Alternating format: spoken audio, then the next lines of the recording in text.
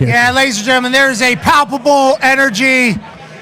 Joining us now is the greatest college football coach of all time, the newest member of College GameDay, Tradman. Hup, hup, hup, hup, hup, hup. Ladies and gentlemen, Nick Saban!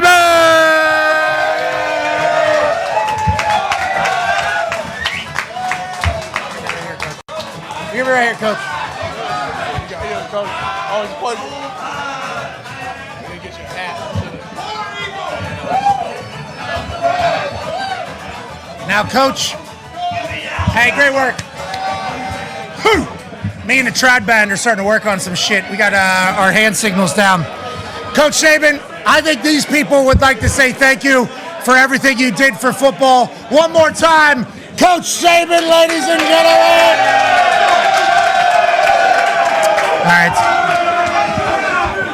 All right, so I'm quickly getting hammered drunk here, so let's make sure we have this conversation before I get too much of a runaway.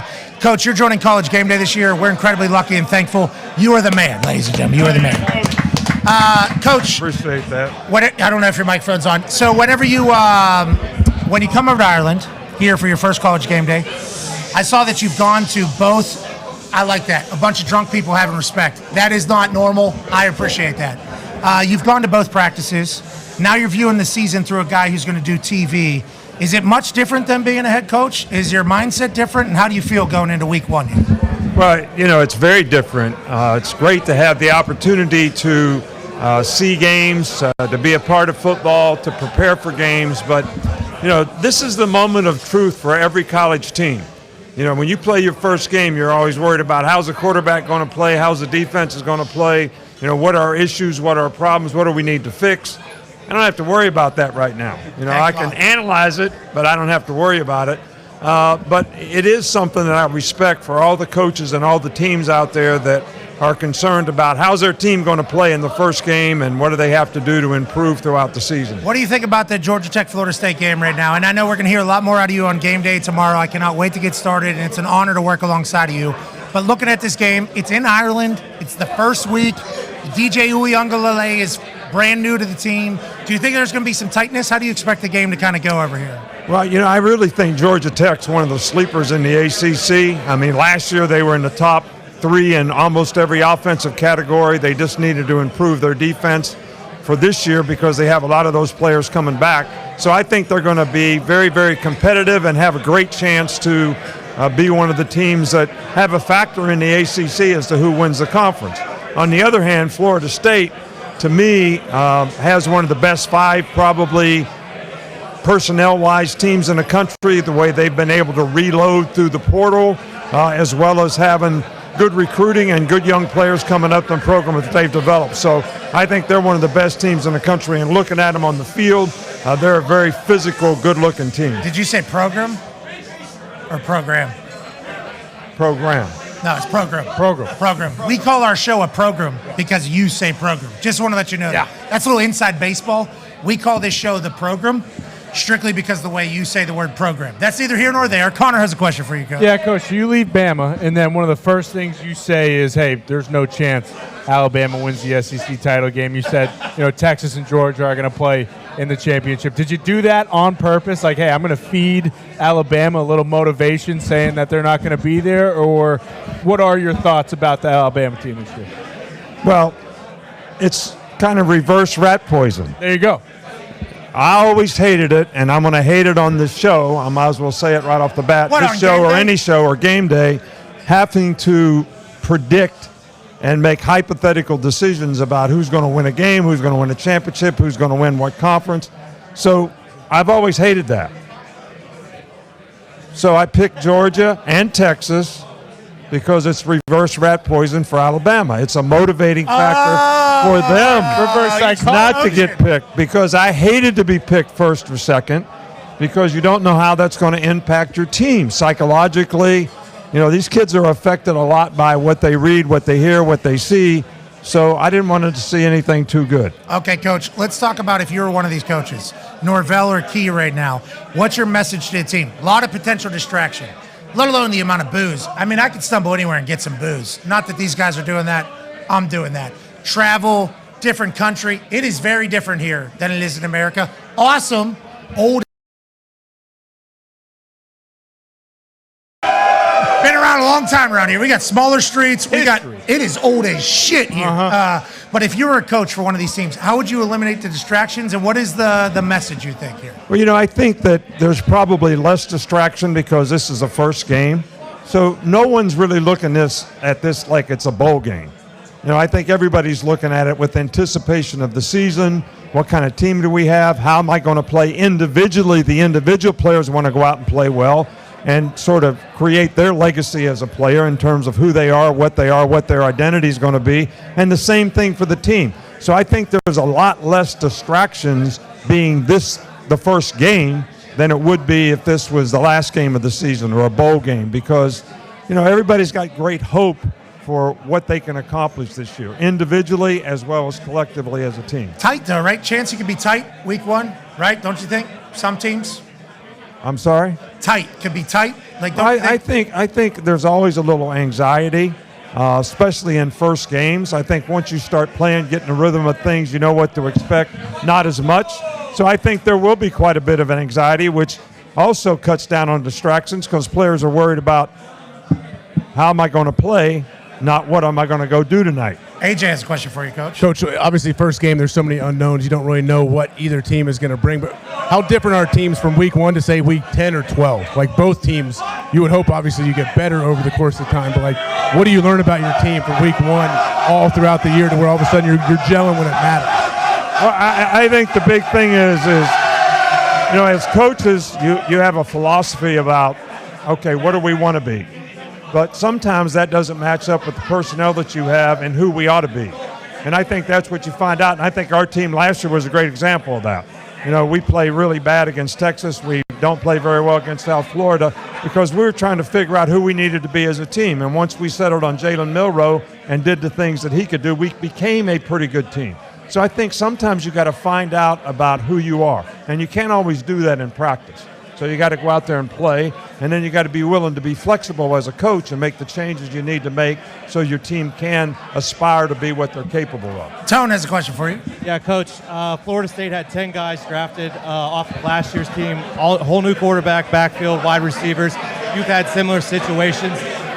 Is this the worst case scenario for them going up against a conference opponent week 1 who has a lot of returning players? You talked about their offense, how good it is, versus some schools week 1 have an FCS school or a group of 5 team. Is this not the worst case scenario for Florida State, but they would prefer something different than on the road internationally against a Georgia Tech team? Well, I think, first of all, when you play a good opponent the first game of the season, being a conference opponent in the ACC in Florida State's case, it makes your off-season better, it makes your winter conditioning better, it makes your summer conditioning better, it makes fall camp better. So your team makes more progress because they're challenged by the first game.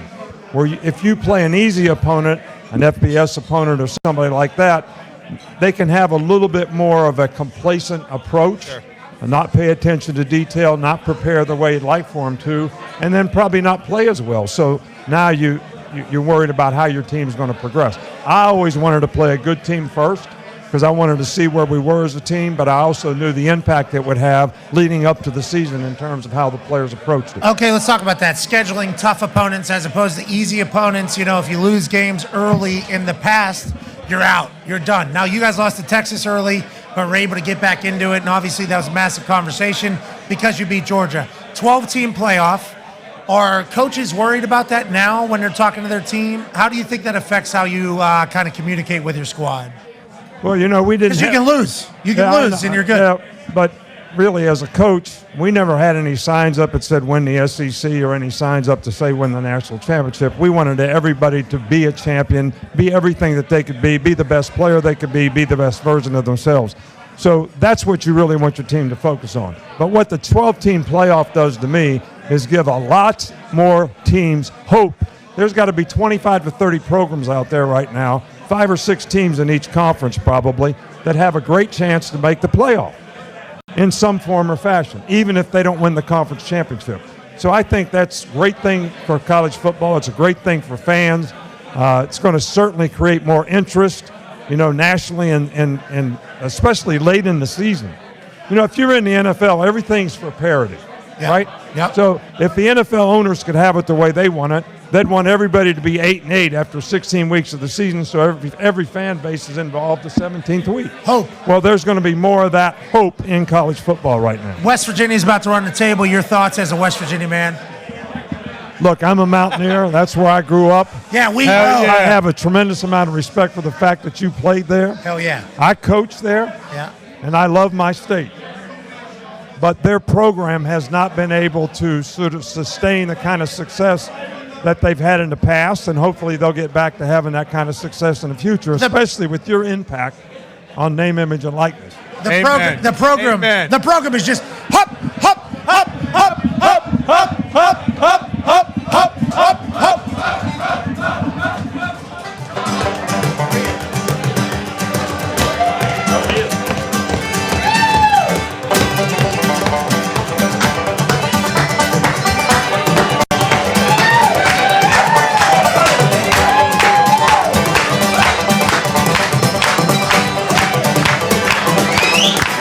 Rhythm. Ho! Good work over there, Trad Band. Great run. West Virginia's going to be just fine. Thank you. And I'm excited to hear what you have to say about them all year on College Game Day. You had pretty good rhythm there. And I've seen you doing like the electric slide in people's living rooms. How pumped are you that you don't have to recruit anymore? Legitimately, how pumped are you don't have to recruit anymore? I love recruiting. I love recruiting because you create a lot of relationships with a lot of people. That are lifelong relationships. And I loved it more when you could impact the players by the program that you had in terms of helping them be better people, helping them graduate, have a better chance to be more successful in life, and develop a career as a football player. So I love recruiting. I always did. I learned early on that I could not coach a bad player to play good. So the whole thing was about getting good players. Like, I'd have loved to have this guy. Yeah, well, you didn't recruit me or him, I don't think. So. Oh. Yeah, but we made a mistake. Oh. Hey, not with me. With AJ, for sure. Yeah. Connor's got a question for you, Coach. Coach, you mentioned something there about the conferences. And obviously, one of the teams that has never been in a conference, Notre Dame, is it much harder when you're not in a conference because they do have to be perfect throughout the whole year because they don't have that, even ability to get a bye because at the best, they can be the 5 seed, and do you think it's inevitable that they'll join one of the conferences so that they have that option going forward? I don't really feel like Notre Dame there's good and bad in their circumstance. They can never be one of the top 4 teams because they can't be a conference champ. But they don't have to play a conference championship game either, so they have a built-in bye before the playoff ever starts. Interesting. And because of their schedule, I think that they have a good chance to be one of the top 12 teams in the country, so I think they will get in a playoff. I think what they need to work toward is being 5 through 8 so they have a home game. How do you feel about the home game playoff? I think that's the biggest gift for college football this year because there's people that aren't college football fans that don't understand that the pageantry and the environment is what makes college football better than any other sport. It's almost like the hooligans of these countries like Ireland and everything is what college football fans are like. So those home playoff games, is that the biggest advantage you think for spreading the game of college football to people that maybe don't watch? I think so. I think that's a big deal. I think it's fantastic to have a playoff game at your place, at home. Now, it's also going to be a disadvantage for some of the teams in the South, having coached in the South for so many years, if they have to go to Michigan or Syracuse or someplace like that play a game in December. It's going to be difficult for the players. Yeah. But they need to get in the 5 through 8 so they have a game at home. When you look at the teams this year, and you have so many ex-coaches, so Coach Key from Georgia Tech is a former coach of yours. Your coaching tree is everywhere in college ball right now. Do you keep up with everybody? Do you have any teams that you think we should think about that maybe hasn't been talked about as much that's in the big scheme because maybe you know somebody? Or is there any teams that we don't talk about that you think we should? No, I'm really proud of the fact that we have coaches out there in many programs that have been really Why do you pretty keep successful. saying program? I'm sick of it. Program. It's program. You Program, said coach. you're the reason why we Program, invented that. coach. In college, you have a program. No, you get a you program. say program. When you go Don't to a let game. them do this TV shit to you. Okay, so they're trying to program. You speak how you speak. This is a program. Yeah, you're goddamn right. But when you're in college and you're a coach, you have a program. It's more inclusive. With all due respect, you're wrong, Coach. Say, you have no idea What do you know? Agree to disagree. This guy doesn't know shit. Go ahead, Tone. Coach, conference realignment, a lot of it is, I don't want to say smaller schools or smaller programs going to bigger conferences, but in the case of Texas and Oklahoma going from the Big 12, where a lot of people say the offensive line, the defensive line is not what it is in the SEC, do you think that is the biggest thing for Texas and Oklahoma going forward is the trenches going into the SEC? Well, I'll say this about Texas. Texas was built like an SEC team. Sark built Texas like an SEC team. So they have big people up front. They're physical. You know, watching Oklahoma this offseason, they are one of the most athletic teams in the country, but they are not as big and as physical up front. And I think this may be a problem for Oregon, too, because Oregon's going to be extremely skillful, but can they match up front even in the Big Ten? Go ahead, Connor. Yeah, Coach, one guy who's coming on the program weekly this upcoming season, your good friend Bill Belichick. I asked him a question, and he kind of told me subtly to cut the shit and go to hell. How do we kind of break through that wall with Bill? You know, what do we need to do? And you, too. Yeah, with you, of course, but when it comes to Bill, like, how do we get him to open up to us? Because he's very good at the coach speak and basically telling us, like, hey, shut up, I'm not talking about that. Yeah, but what I think with Bill, because Bill is so well organized, he's very intelligent, obviously one of the best coaches of all time, especially in the National Football League, which is where he always coached. If you stay technical with Bill and don't do bullshit he does. Well, hey, nobody can hear you. Your mic was muted. He loves to talk about technical aspects of the game, specific situations, those types of things. Not going to probably be as philosophical, but if you stay technical with him, I think you'll go a long way to get him to talk about what you want him to talk about. How about you on game day? Have you thought about how you're going to be on there? Because obviously what you have to say is going to sway a lot of people's opinions on a lot of things. We're in a transitional era of college football right now. NIL, new conference alignment, what's the future look like, all that stuff. You sitting in the seat that you're in with College Game Day is going to be heard by a lot of people. And because you're Nick Saban, like for instance, my dad, Tim McAfee, from Pittsburgh, not a college football fan, NFL fan, has become a college football fan because of me being on College Game Day, loves it, buys into it, loves the traditions and everything. That is how I feel. Do you understand that that's how people are going to view your thoughts in this transition era? And you take that as a responsibility you hold upon yourself. Yeah, and I think the biggest challenge for me is I'm still a coach. And I want to be a coach, and I want to get whoa, you're not retired. Wait a minute. You're not retired. You're not retired. You're not retired. You're not as a coach would. Would you get back on the sideline? West Virginia, maybe. Neil Brown would love to have NFL, maybe, too. No, I want to coach from here. Okay. But my point is, philosophically, I still want to be able to present things to fans to help them understand a little more from a coaching perspective, how things are looked at, how things are viewed, why decisions are made the way they are, and not just be hypothetical about making predictions about things. No, you're going to have to make predictions. I'm going to have to make predictions, but it's against my I agree. DNA. I agree. It's stupid, Coach.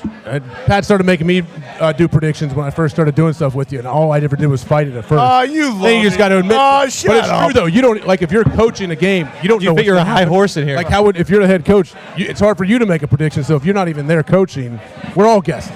So your DNA as a coach is always process-oriented. It's how do we get the result that we want? And now you're asking me to predict what the result's going to be, and that's going to be difficult. Yeah, for but me. you have a big brain, so you should figure it out. How do you feel about this guy's nipple is just out right behind you right here? This guy in the referee shirt. The referee. Yeah. How do you feel about it? Not bad. It's great. I think it's great to have this kind of passion. That Florida State has this many fans here. I hope Georgia Tech has a lot too. And I'm glad to see the spirit in Ireland is what it is for college football. Coach, do you feel bad for Ryan Day because if he loses a game, they're going to burn his house down and kick him out of Columbus, Ohio? Because I mean, the other coaches we talk about, Urban Meyer, Jim Tressel, they've said, like, man, this is the best roster in the history of college football. Is that just unrealistic expectations for him? And we talked this morning in the meeting. He's like 48-6 or something. Like his record is like something absolutely absurd. Run him out of town. I mean, With that hat on. not me. Look, I've lived this life for 17 years. For 15 years, we were expected to win every game. And so it's hard for me to take the position to put that kind of pressure and expectation on any coach, Ryan Day included, because you never know what's going to happen. You know if the quarterback's going to get hurt. You're going to know if you're going to lose the corners on defense. You can't cover anybody.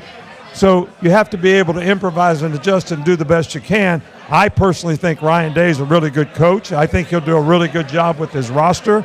But I'm sure his team, regardless of what we all feel, has issues and problems that are going to have to get resolved. And if they get resolved in a positive way because of the players and all the coaches and Ryan Day's leadership, then maybe they get to where they want to go.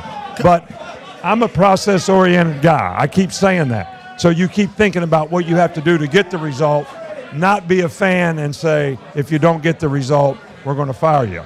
That's hard for me to do because I have too much respect for coaches, what they do to build a program.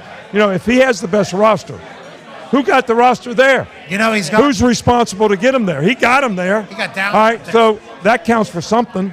Yeah. I mean, Junkins up there. How good is Downs up there. Who's responsible for that? Somebody got him there. Mike got him there.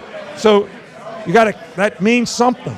So the fans should appreciate the fact that they have one of the best teams in the country, and they do their part to be positive, to cheer the guy on in a positive way, and create a lot of positive energy for the players. That would be awesome. You got to win by 50. You got to win every game by 50. That ain't you. Yeah, it says our reality. Coach lived it his whole life. That's not a reality. No, I don't think it's a reality, but it should be. It would be. It would be awesome. How good is Caleb Downs? Yeah, there we go. How good is Caleb Downs now at Ohio State from Alabama? And before you give that answer, we'll say that everybody we know from Alabama said that guy was a gold jacket before he even started. Now he's at Ohio State, obviously, but he is like the guy, right? Isn't that kind of how everybody's talked about him? Yeah. Like a 40-year-old as an 18-year-old immediately. Yeah. I mean, your mic's off. I don't know what you're asking, man. Is Caleb Downs? How good is he? Answers his own question, and then looks at me for an answer. Well, yeah.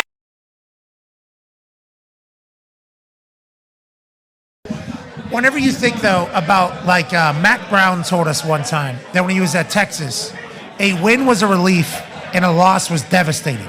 So there was no happiness. There was never any happiness. For Ryan Day, it's the same thing, seemingly, at Ohio State right now. Because he wins. Nobody cares. It's about Michigan, and it's about whether or not you're going to get in. Did you get to that point? And at what point did you get to that point? No, I think you eventually get to that point, but it's a lot more fun when you just get your players to go out and compete and play the best that they can play and enjoy the fact that they're doing that. Because when you get out of that mode, you put pressure on yourself, it creates anxiety, you make bad decisions, and that's not good. So you got to stay out of that world. I mean, to me as a coach. Yeah. And a player. Because, look, high achievement motivation is good. Low anxiety is good. So when we're doing things that create high anxiety, that's not going to help you win. And that's why I think these expectations that you're putting on Ohio State is not going to help them win. It's not going to help their players, and it's not going to help their coach. You talked about it a lot. Texas, Oklahoma coming into the SEC. We got Oregon, Washington coming into the Big Ten. Oregon is expected to be able to just win the Big Ten. Texas potentially going to win the SEC. Whole new world for these people. What are their thoughts, you think, going in, the coaches? Well, I think both those programs are, Dan Lanning's a really good coach. He's you like Dan? Job at Oregon. 37, right? 38 years old? Yeah. Yeah, well, he was a GA for us. Yeah, and then he told you to go to hell, and he went for Georgia. Yeah, and I like that. I actually wanted to hire him. My theory of having all these young guys on the staff and developing them was to get them a job at Memphis State and then be able to rehire them. Well, when all these guys started coaching, Kirby, Pruitt, Billy Napier, Mike Loxley, they all hire them before I could hire them. That's unbelievable. Kind of blew up on him. Hey, hold on there. There was a quote from Jimmy Sexton or from you about Lane Kiffin. What was it? I've never made a quote about Lane Kiffin, so it wasn't from me. How was that? Because Ole Miss might go this year. This might be Ole Miss is going to be good. Ole Miss is going to look like a big-time program up front, which has always been their issue. I mean, they lost to us in Georgia last year because they couldn't match up front. Skill-wise, quarterback-wise, they can match up with anybody. Now they've recruited some guys through the portal to shore up the offensive line. They got a better defensive line. They're going to look like an SEC team up front, which is going to make them very dangerous. And I'm telling you, Lane is one of the best play callers in the country. I mean, he did a great job for us when he was with us. And guy always knows what to call next. And he can take advantage of a defense as well as anybody. Coach, you're going to know the facts on this better than I. But Alabama was in the news this week. Did they hire a GM or promote a GM to basically run the team as a GM in college? And do you think that more college football teams are going to have a GM type role now with the NIL and kind of building the team other than just the coach? I think the GM is what you would refer to as a GM in the NFL. In other words, how do we bring players to the team? Like most of the time, if you were coaching in the NFL, you make a decision before you go in. I'm going to coach the players, I'm going to cut the players, but you're going to decide who we bring to the team. So these general managers are going to do that type of thing. How do you manage a squad? How do you bring players to the team? Their influence is going to be in recruiting. They're not going to influence the coaching on the field, the philosophy on offense, defense, or special teams. The coach is going to do that, like many NFL teams are. But you have to have alignment from top to bottom. When you start hiring general managers, if the owner, the general manager, and the coach is not in alignment, you got issues and problems because you're going to bring the wrong players to the team that don't fit the system and the scheme, and they're going to struggle and you're going to pay the wrong guys, which can happen in college right now. You can pay the wrong guys, and then you're going to suffer for it because some player is going to outperform a player that's making money, and that's going to create problems in your locker room. Coach, you mentioned Ole Miss now looks like a SEC team up front with the O-line, D-line. So when you talk about like Ohio State, Oregon, Michigan last year, is that something that they had that they haven't in the past, like having an SEC? Michigan. Yeah, Michigan especially with their front seven, obviously offensive line and defensive line getting drafted. But is that kind of like the evolution of the Big Ten? Is that they're now matching like the SEC size that they have? Well, I think the Big Ten has had those types of players up front. I think the difference beyond the top end of the Big Ten is the speed. The speed in the SEC, the speed in the ACC, the speed in Texas and Oklahoma is greater. Because I guess kids in the South just run year-round. I don't know. Yeah, that's true. But there's a lot more speed in the South, I can tell you that. Well, not in Pittsburgh. Pittsburgh's got more speed than everybody. And West I Virginia. understand what you're saying. In West Virginia. What's your problem? Why are you looking at me that way? I've had thick skin to see. He's recruited Pittsburgh guys sincere. Yeah, he didn't recruit me, though, did he? Well, He's yeah. biased. This guy's biased. I mean, Biased! look at yourself. The speed on you, Coach. I mean, you know. But my point is I do think that the best teams in the Big Ten have always been really good up front and match up. The best teams in the SEC are good up front and match up. The other teams have skill level, but sometimes can't match up front, and that becomes an issue when you play them in a game. Hey, real quick, just because we know you have a lot of things scheduled, I would be remiss if I did not announce the fact that Miss Terry is here. And with that being said, Wow. hop, hop, hop, hop, hop, hop, hop, hop, hop, hop, hop, hop, hop, hop. Yes.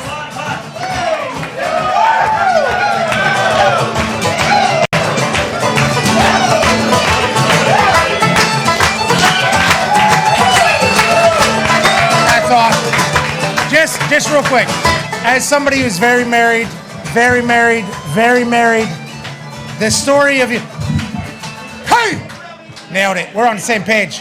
Good work, boys. As somebody who is married, probably never going to be married. No but you thanks. get it. The story between you and Miss Terry is a beautiful thing. Everybody credits Miss Terry for being a badass. They're talking about like building a statue of Miss Terry. Can you talk about how awesome your wife is? Like legitimately, I don't know how many times you get an opportunity to do this, but your wife, by all accounts, is one of the coolest humans and best humans on earth. No question. And she has been the love of my life and always made me better in everything that we do. And we're talking about 7th grade science camp is where we met. We went to different schools, so it's not just the 52 years that we've been married. It was quite a few years before that. And she can dance. I will say that. She can step through it. But that's one of the few things we could do when we grew up. You know, they took the fire trucks out of the fire department, put the record player in, had a dance on Friday night. Yeah, that's That was it, baby. That was it. Hey, Coach. But we've been a great team.